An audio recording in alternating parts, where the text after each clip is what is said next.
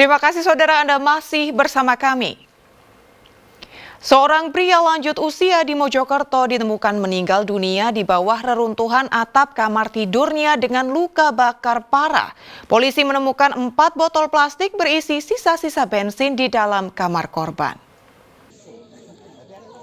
Warga di Kelurahan Miji, Kecamatan Keranggan, Kota Mojokerto dihebohkan dengan ditemukannya pria lansia bernama Sugeng 70 tahun dalam kondisi meninggal dunia di kamar rumahnya. Tubuh korban terlentang di atas tempat tidur tertimbun reruntuhan atap kamar yang runtuh akibat kebakaran. Korban yang tinggal bersama keponakan dan anaknya tersebut mengalami luka bakar serius di sekujur tubuhnya. Keponakan korban, Wiwi, mengaku saat peristiwa terjadi ia berada di dalam kamar yang bersebelahan dengan kamar korban untuk menonton TV. Tiba-tiba terdengar suara ledakan keras yang disertai kebakaran. Karena panik ia pun langsung keluar rumah dan berteriak meminta tolong. Saat api padam, warga mendapati korban di kamar tidurnya. Ledakan gitu ya? Iya. Terus setelah ledakan gimana Bu? Langsung terbakar atau gimana? Iya, kebakar. Yang terbakar bagian apa itu? Iya, kamarnya itu. Saya sama anak langsung keluar. Langsung keluar ya? Itu tidur atau gimana tadi? Enggak, ya TV tadi.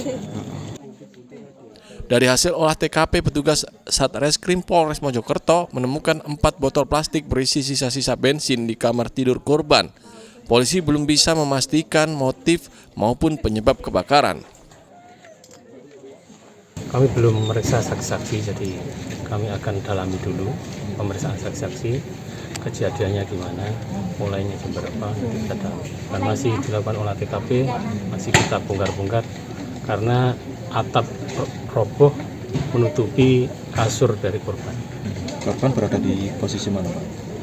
Sedang tidur, terlentang Di atas kasur? di atas kasur.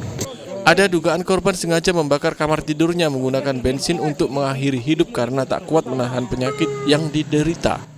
Guna kepentingan visum, jasad korban dibawa ke RSUD Dr. Wahidin Sudirohusodo, Kota Mojokerto. Dia Eko Purwoto melaporkan dari Mojokerto. Saudara, 2 kecelakaan terjadi hampir bersamaan diduga dipicu jalan rusak. Dialami 2 pengendara motor di Jember hingga mengakibatkan 1 diantaranya tewas. Kecelakaan terjadi saat warga protes jalan rusak. Video amatir warga merekam beberapa saat setelah kecelakaan tragis yang dialami pengendara motor di Jalan Raya Rowotamtu, Kecamatan Rambi Puji, Jember. Wanita muda Nazwasa Putri ditemukan di bawah kolong truk trailer pengangkut semen dalam kondisi memprihatinkan. Korban warga Kecamatan Gumuk Mas, Jember mengalami kecelakaan setelah truk trailer yang hendak disalipnya tiba-tiba banting setir ke arah kanan karena menghindari jalan berlubang. Selang 2 jam kemudian, seorang pria digotong warga ke Puskesmas Balung gara-gara motornya terperosok ke jalan berlubang yang tertutup genangan air. Menurut warga, kecelakaan di jalan raya provinsi antar Kecamatan Rambi Puji hingga Balung sering terjadi akibat jalan rusak. Dan ini bukan kejadian hari ini aja, hari ini yang meninggal, yang saya tahu ya, yang dari daerah lain saya tidak tahu. Cuma kalau namanya jatuh, kesenggol, keserempet hampir tiap hari. Hasil olah TKP polisi, kecelakaan yang menewaskan pengendara motor di Jalan Raya Rowotamtu terjadi diduga karena kelalaian sopir truk trailer yang tidak memperhatikan ada motor yang hendak mendahului saat truk tiba-tiba merubah haluan ke arah kanan. Ironisnya, 2 kecelakaan tersebut terjadi nyaris bersamaan dengan aksi protes jalan rusak yang digelar warga di wilayah itu. Memang human error dari pengendara roda 4 truknya ini, karena begitu di jalan Curah Malang tidak bisa mengendalikan kendaraannya karena kaget dengan kondisi jalan yang rusak yang ada di. Warga meminta kepada pemerintah untuk segera memperbaiki jalan yang rusak agar tidak kembali menimbulkan korban luka maupun korban jiwa. Tommy Iskandar melaporkan dari Jember. Seorang pria beristri nekat memperkosa dan melakukan kekerasan seksual kepada seorang wanita masih tetangganya. Modusnya pelaku memberi obat penenang kepada korban hingga tak sadarkan diri. Polisi masih menyelidiki apakah ada motif sakit hati atau dendam pelaku kepada korban. Pelaku IS berusia 40 tahun warga Kecamatan Blimbing, Lamongan ini dibekuk polisi karena nekat memperkosa dan melakukan kekerasan seksual terhadap korban MN berusia 26 tahun yang tak lain adalah tetangganya. Tindak asusila dilakukan pria yang sudah beristri itu pada 16 November lalu. Saat itu korban meminta tolong pada pelaku untuk diberikan obat sakit kepala. Namun oleh IS, korban justru diberikan obat penenang. Saat diminum, MN langsung tak sadarkan diri. Saat itu pelaku menanggalkan pakaian MN dan melakukan tindak asusila terhadap korban. Begitu korban sadar, pelaku malah memaksa MN untuk melayaninya. Kali ini IS juga nekat melakukan kekerasan seksual. MN pun tidak berkutik karena aksi tersebut direkam oleh IS melalui kamera ponsel dan pelaku mengancam akan menyebarkan video asusila tersebut jika korban tidak mau menuruti kemauan pelaku. Selanjutnya korban yang tertekan berat akhirnya memberanikan diri melapor ke polisi. Usai sempat kabur, IS kemudian ditangkap. Polisi masih menyelidiki kasus ini, termasuk apakah ada motif sakit hati atau dendam pelaku kepada korban. Itu minta tolong kepada pelaku untuk membelikan obat sakit kepala. Ternyata pelaku ini ada etika jelek, tidak diberikan obat sakit kepala tapi diberikan obat sehingga korban ini tidak sadarkan diri.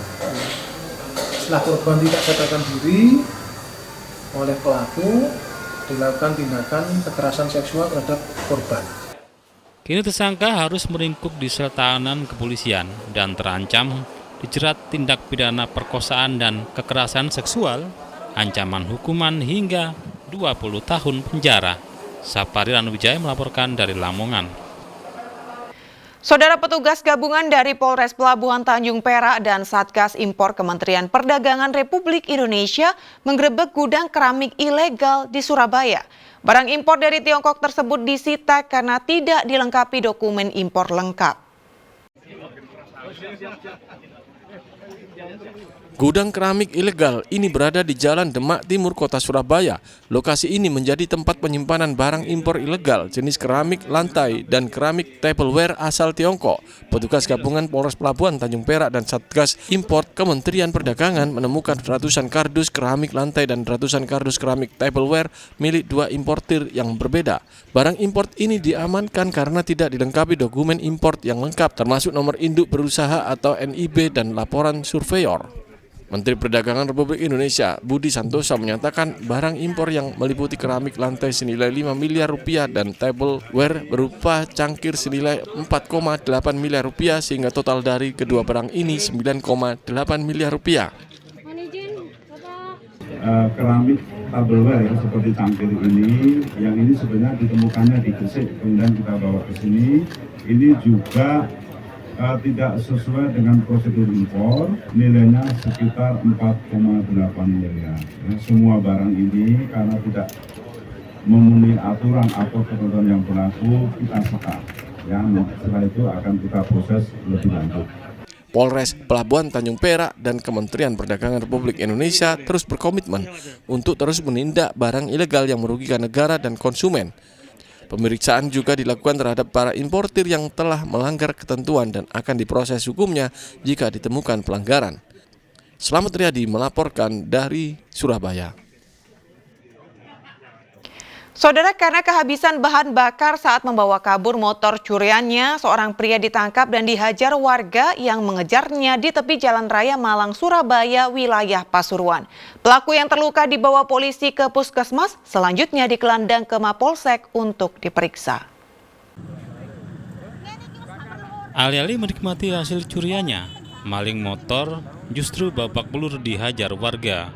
Motor hasil curian yang dibawa kabur tiba-tiba berhenti mendadak karena kehabisan bahan bakar di Jalan Raya Malang, Surabaya, Desa Karangsong, Kecamatan Sukorejo. Korban dan warga yang mengejar pelaku langsung menangkap dan langsung mengajarnya rame-rame. Dalam video yang direkam warga, pelaku tergeletak di tepi jalan dengan kondisi kaki dan tangan diikat tali. Polisi yang tiba di lokasi membawanya ke Puskesmas Sukorejo. Pelaku yang masih babak belur digelandang petugas ke Mapolsek Purwosari. Dari pemeriksaan polisi diketahui pelaku adalah Bahar, usia 45 tahun, warga desa Trajeh, Kabupaten Bangkalan. Ia mencuri motor di permukiman warga desa Purwosari. Ada orang lari-lari, nangkap apa? Ternyata kejar maling, Pak. Oh. Akhirnya malingnya gimana itu, Mas? Malingnya ketangkep. Ketangkap waktu itu mau numpang sepeda motor. Terus mau kabur. Okay. Langsung loncat aku naik sepeda motor orang lewat itu. Orang lain. Ya itu yang bikin marah itu. Polisi masih menyelidiki dan melakukan pengembangan karena diduga pelaku terkait dengan sejumlah pencurian motor antar kota di Pasuruan, Malang, dan Surabaya. Dan Diari Gafur melaporkan dari Pasuruan. Saudara, warga di Tuban dikejutkan dengan temuan bunga bangkai di lahan kosong milik perhutani. Awalnya ada 10 bunga bangkai yang tumbuh dan mekar, namun selang beberapa hari bunga langka tersebut tergerus banjir, sehingga kini hanya tersisa 2 bunga bangkai.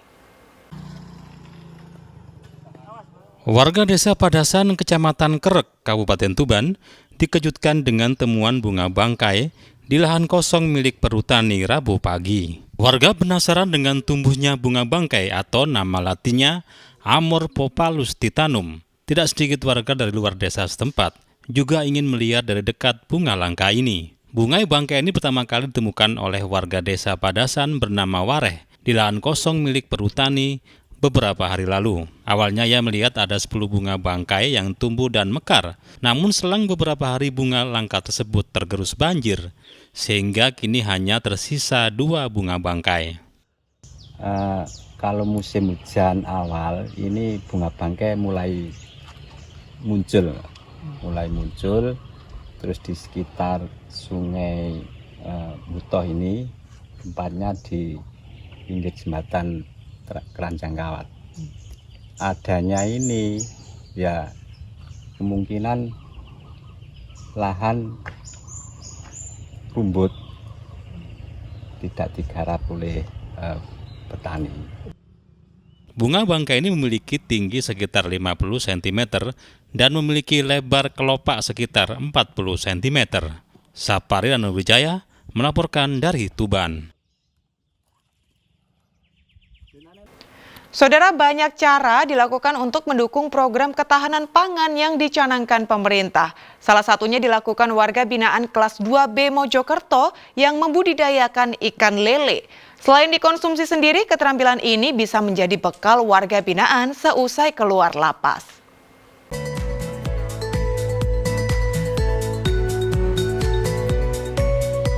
Meski dengan lahan terbatas yang berada di sekitar lapas, warga binaan Lapas 2B Mojokerto tetap antusias membudidayakan ikan lele. Ribuan ikan air tawar itu disebar ke dalam 22 kolam. Setiap pagi dan sore mereka memberi makan ikan lele secara bergantian. Salah satu warga binaan, Taufikur Rahman, mengatakan tidak sulit merawat ikan lele agar hasil panen melimpah. Selain pemberian makan teratur, air kolam harus rutin dibersihkan agar kesehatan ikan terjaga. Perawatannya kita mulai dari pagi, awal kita ngecek air, terus ngecek air sudah bagus, kita kasih makan. Terus kita kasih makan, setelah itu udah kita cek lagi, lihat lele ada penyakit apa enggak. Tak hanya mendukung program ketahanan pangan pemerintah, budidaya ikan lele ini juga merupakan edukasi untuk memberi bekal warga binaan menjalani masa hukuman.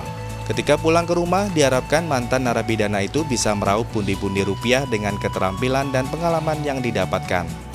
Perawatan karena ini di saya sarana edukasi asimilasi, jadi kita fokuskan ke anak BBB, warga binaan pemasyarakatan, supaya nanti kalau keluar dia punya bekal untuk ilmu peternakan lele. Panennya berapa minggu sekali? Mulai tebar itu panen kurang lebih mulai tebar itu kurang lebih 6 sampai 8 minggu. Ikan lele hasil budidaya warga binaan ini bisa dipanen 6 hingga 8 minggu sejak awal penaburan benih. Hasilnya tidak dijual, melainkan akan dinikmati seluruh warga binaan Lapas 2B Mojokerto. Dia Eko Purwoto melaporkan dari Mojokerto. Sementara itu, Saudara, optimalisasi lahan pertanian untuk mendukung program ketahanan pangan juga gencar dilakukan di Jember. Puluhan warga binaan lapas diajarkan bercocok tanam dengan memanfaatkan lahan tidur seluas 2,6 hektar.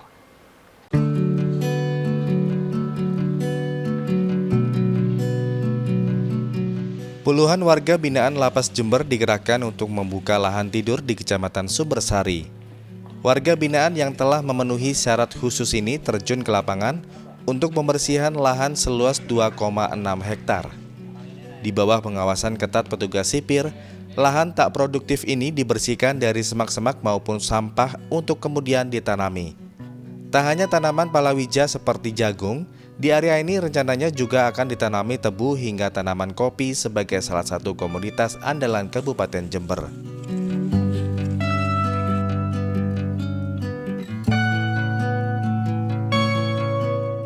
Pemanfaatan lahan tidur untuk bercocok tanam oleh warga binaan ini sendiri dilakukan sebagai upaya mendukung program ketahanan pangan yang dicanangkan Presiden Prabowo Subianto. Jadi kami memang sudah melaksanakan di dalam lapas, namun area di dalam lapas itu kan tidak seberapa. Rencananya di sini nanti akan ditanami seperti jagung. Nah, jagung itu bisa ditumpang sarikan dengan bermacam sayurannya seperti terong, tomat dan sebagainya.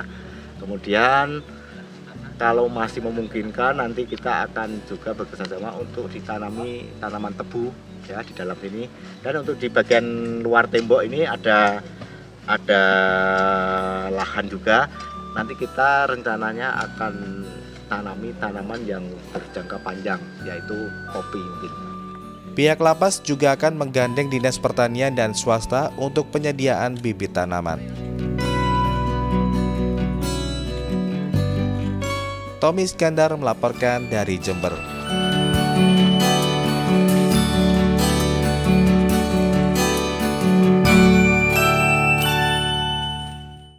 Ya, Saudara, informasi tadi sekaligus menjadi akhir perjumpaan kita dalam liputan 6 daerah Jawa Timur kali ini. Atas nama seluruh kru yang bertugas, saya Mandari Sasmita mengucapkan terima kasih atas perhatian Anda, selamat beraktivitas, dan salam SCTV.